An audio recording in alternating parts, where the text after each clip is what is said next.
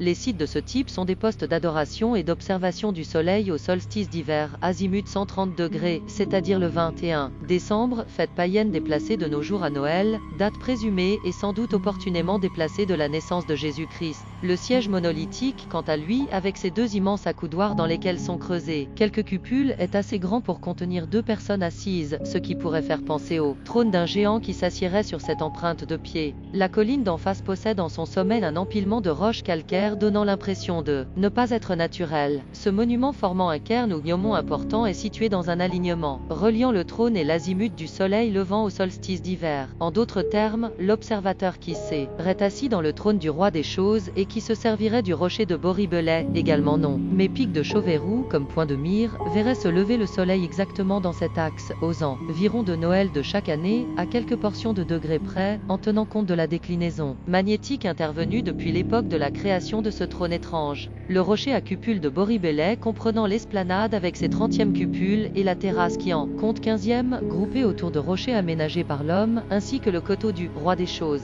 ont été classés le 8e septembre 1932e. Ce site classé est entièrement compris dans le site inscrit de la forêt de l'Anne-Marie.